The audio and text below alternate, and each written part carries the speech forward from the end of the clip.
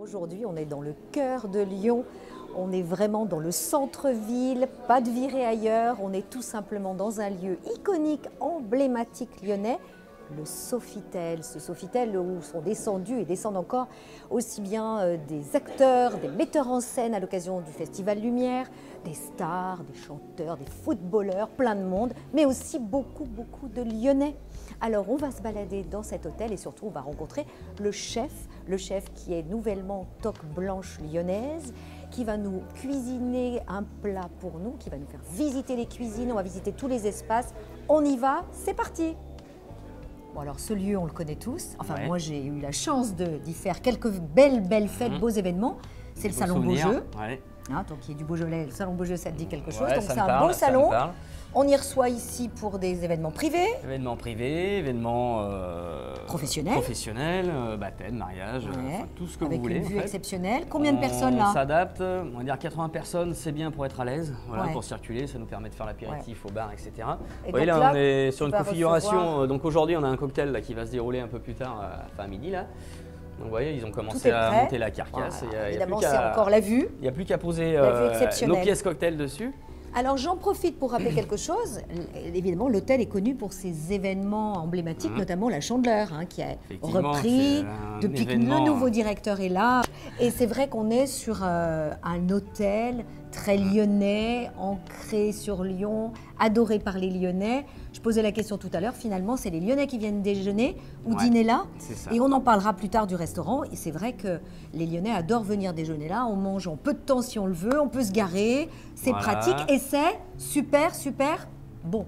Alors là, donc, tu as la gentillesse de nous emmener dans ces lieux assez incroyables, ce lieu iconique dans l'hôtel Sofitel qui est le bar, le Mélor, qui a fait et qui fait encore les beaux jours de cet hôtel. Il est ouvert quand ce Mélor, ce bar au 8e étage? Alors il est ouvert le soir à partir de 18 h. Donc vous pouvez venir prendre un apéritif, profiter de la magnifique vue sur le Rhône et puis évidemment des délicieux cocktails que nous font nos barman qui sont bourrés de talent. Parce qu'en fait, c'est un bar, on n'y pense pas toujours. En fait, est-ce que les étrangers pensent à venir là? C'est un bel endroit, il y a un lieu assez incroyable. Moi, j'adore. Je sais ce qui se passe quand on passe derrière le bar. Il faut offrir l'apéro après. C'est pas grave, j'assume. C'est pas grave. Donc, c'est vrai que c'est un lieu, en plus, qui rappelle la soirée lyonnaise, les lampes à brocher, les très beaux tissus. Voilà, c'est un endroit très cosy. Voilà, très intimiste. Je sais que certaines personnalités lyonnaises adorent venir ici prendre un verre en toute intimité. Alors c'est vrai, si on parle de personnalité lyonnaise, cet hôtel est quand même un lieu iconique lyonnais. Vous fêtez cette année les 60 ans du groupe Sofitel. Ça a été le 2e Sofitel au monde après Strasbourg. C'est quand même un lieu exceptionnel. En 1969, effectivement. C'est ça. Donc c'était le seul hôtel de luxe à Lyon. C'est l'endroit où tous les Lyonnais, tous les étrangers, on va dire VIP, venaient régulièrement.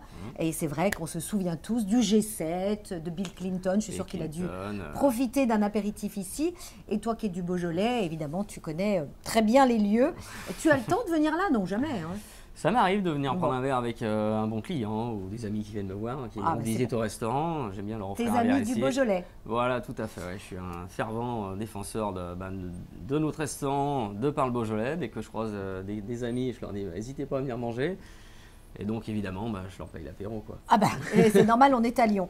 Donc, ici, c'est l'endroit où on peut commencer sa soirée. Voilà. Il ouvre à quelle heure ce Mélor? À partir de 18 h. Alors, 18 h, le lieu est ouvert, petite musique douce, une belle vue sur Lyon. Et ensuite, on va dîner. Alors là, il faut nous emmener dans le lieu emblématique de l'hôtel, ce restaurant, les Trois Dômes. Alors, on y va, très cher chef, nouvellement toque blanche lyonnaise. Waouh! Allez-y, c'est par ici. Waouh! Alors ça, c'est un autre univers. Voilà, donc là on est dans le restaurant. Wow, ça c'est superbe. On est donc au 8e étage. Ouais, magnifique vue, en plus ensoleillé aujourd'hui, on a de la chance. C'est parfait. Donc les gens demandent une table particulière, je suis sûre. Ah tout le monde voudra la vue, évidemment. C'est la table VIP, top VIP. Voilà, celle-là c'est notre plus belle table. Hein. Ouais. Voilà, c'est la table. Très chouette. Donc là on aperçoit la colline de Fourvière, la Croix-Rousse. Voilà. Toutes les communes environnantes de Lyon, on aperçoit évidemment le quartier de la Part-Dieu, le Rhône, les universités, mais c'est génial. Et puis les Trois Dômes, d'où on doit leur nom, hein. Donc, le dôme de l'hôtel de ville, voilà. la Charité et l'ancien hôpital. D'accord. Voilà, d'où les 3 dômes. C'est une vue exceptionnelle, un lieu emblématique. Enfin, je veux dire, je crois que tous les Lyonnais sont quand même béats quand ils arrivent ici, quel que soit l'âge, quelle que soit la période. C'est une vue qui fait partie de la ville lyonnaise. Ouais. Elle est connue quand même. Ouais, superbe, vraiment un très bel endroit. Et puis on aperçoit toute l'architecture lyonnaise et les monts du Lyonnais de temps en temps. On ne voit pas la chaîne des Alpes d'ici, mais c'est parfait. Bon, alors là, on est dans tes cuisines. Voilà, c'est vraiment le lieu secret bienvenue. Du Sofitel. Des cuisines qui datent de... Eh ben, regardez, le fourneau est d'origine, il est de 1969. Ah ouais, voilà, il était là à l'ouverture et il est encore là. Donc il a vu passer tous les chefs de... Donc ça, c'est des grandes cuisines, hein. C'est des grandes cuisines. C'est la grande cuisine, on est une quinzaine de personnes. D'accord. Plus nos 4 pâtissiers. Eh oui, parce que ça, c'est important, on en parlera. C'est important, le chef pâtissier. Tu as un chef pâtissier, c'est très rare. Dans les Sofitel, en général. Les Sofitel, c'est pas courant. Voilà. On a la chance d'avoir une équipe de 4 pâtissiers. 4 pâtissiers, donc ça veut dire que les desserts sont fabuleux. Tous les desserts sont faits sur place, que ce soit pour les banquets, pour les cocktails, pour le petit déjeuner, pour le restaurant évidemment. Donc tout est fait ici. Emmène-moi là me balader. Donc vous avez tout est prêt. Tu as donc, je présume, des apprentis. Voilà, vous avez Thomas là qui est mon sous-chef. Ah voilà, j'étais en train de dire, il est où le sous-chef? Il est là. Eh ben oui, à la hauteur de la toque. Voilà, donc je rappelle que toi tu as été récemment nommée toque lyonnaise, donc toque blanche lyonnaise. Ouais. Félicitations parce que ça c'est une belle image aussi pour le Sofitel et puis pour toi c'est une satisfaction. Aussi, voilà, donc là ça bosse en duo. Effectivement, voilà. Donc un du Beaujolais, et vous êtes originaire d'où? De Paris. De Paris, hein, oui, c'est un Parisien, on a tous des défauts. Voilà. Donc là, qu'est-ce qui m'étonne là? Parce que nous, on adore ça. Voilà, vous voyez, là, on a des sauces qui sont en cuisson, qui ont été démarrées ce matin. Donc là, pour le coup, c'est la sauce volaille de Bresse. Ah, la sauce volaille de Bresse, bien sûr. On récupère les carcasses, etc. Et là derrière, qu'est-ce que c'est? Donc là, on est en train de débarber. Donc ce matin, on a reçu des coquilles Saint-Jacques qu'on a ouvertes. Donc on a retiré les noix, on est en train de récupérer les coraux, etc. Donc une partie va pour la sauce. D'accord. Une partie pour faire une farce avec les coraux. Très bien, voilà. Ça a l'air très bon. On recycle tout. On recycle jette tout, rien on ne perd rien. Donc là, il y a de l'animation ce matin, aujourd'hui, puisque donc là, il y a le cocktail. Le cocktail qui est préparation. Voilà, donc Hicham qui est mon sous-chef sur la partie banquet. Wow, donc là, il est en train de préparer son cocktail qui va partir dans quelques minutes. Et puis là, il est sur la mise en place des banquets de ce soir, de demain, etc. Ça, c'est pour le salon. Ça, c'est pour le salon Beaujeu. On a vu tout à l'heure. Alors, c'est bas. Voilà. Ouais, c'est tellement grand. Hein. Donc, la grande cuisine, ça, c'est d'origine. Voilà. 12 personnes, au moment du déjeuner, coup de feu, tout le monde bosse. Coup de feu, après chacun est à son poste. Moi, je suis au passe là-bas. Voilà, tu donnes les ordres, je dresse, tu dresses et tu vérifies que c'est bon. Donc là, ça bosse depuis quelle heure là ce matin? Voilà, depuis 8h30, 9h. Depuis 8h30, 9h, tout le monde est là. Et là maintenant, ça n'a pas l'air de bavarder, hein? Ouais, ils ont du travail, donc ils n'ont pas le temps de bavarder en fait. Et là, donc je vois une photo, c'est pour présenter l'entrée du jour? Non, ça c'est les tapas qu'on sert au bar en fait. Voilà. D'accord. Pour avoir un dressage, on va dire, régulier et que... Donc ça veut dire qu'on met là, vous servez des tapas aussi? Voilà, c'est ça. C'est sympa à savoir, donc les gens peuvent faire... On peut faire un apéritif vraiment complet avant, avec quelques tapas, une coupe de champagne ou un cocktail, peu importe. Et après enchaîner donc avec le repas. Donc toujours on le voit avec la jeune femme, travail de précision, du détail. On a une image évidemment à préserver avec des produits de qualité. Produits de qualité, produits frais, voilà, notre saumon fumé, on le fait dans notre fumoir. On a la chance d'avoir un fumoir, donc on le fait donc chez nous. D'accord. Ah oui, le fumoir est là derrière. Non, là c'est les champs de froid, notre fumoir il est plus par là-bas. Ouais. Et là par exemple, raconte-nous un peu toutes ces petites pièces, qu'est-ce que ça va être?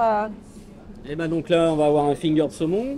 Là, c'est un chromesquis de Saint-Marcelin, donc petit clin d'œil à la région lyonnaise. Ouais. Des mini quenelles, là, vous voyez ici, là. Pareil, donc qu'on va réchauffer, qu'on va venir napper de sauce écrevisse, voilà. Des petites mini quenelles en version cocktail. Des liafrons. Voilà. Ah, chouette. Effectivement, encore une autre spécialité lyonnaise.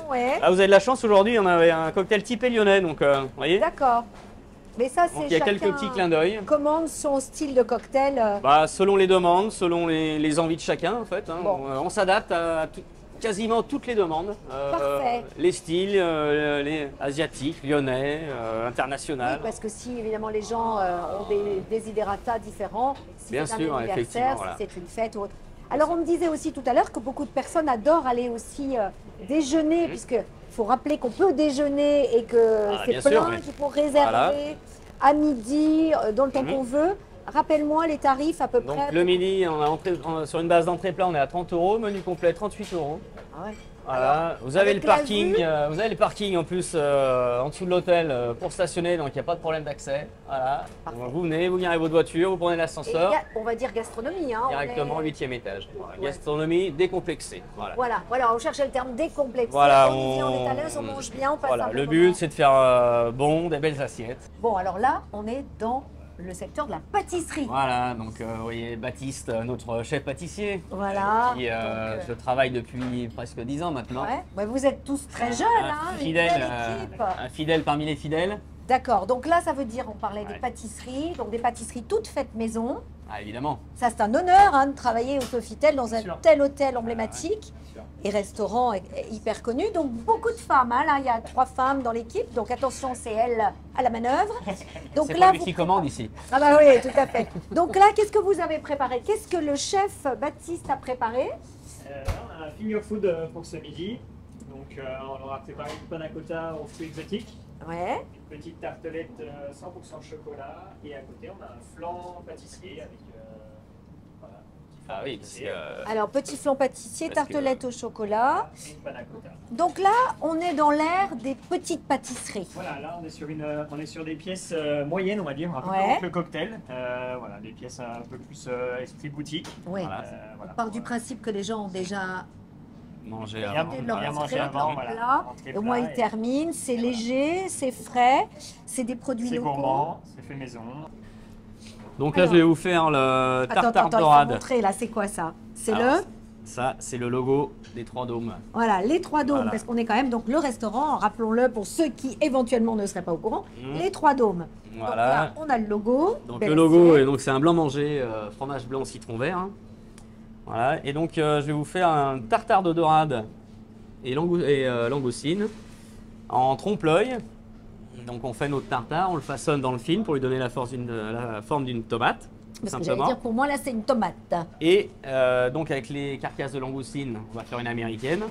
Et ensuite on va tremper notre tomate dans l'américaine qu'on a gélifiée. Attends, ça veut dire quoi? On fait l'américaine, c'est quoi? Donc une américaine, c'est les carcasses de langoustine qu'on fait revenir avec du concentré de tomate. Ce que tu montrais tout à l'heure. Voilà, c'est ça. Ensuite, flambé au cognac, mouillé à l'eau. On cuit, après on réduit, on filtre et on réduit. Et donc ça nous donne cette couleur bien rouge et avec le goût de langoustine.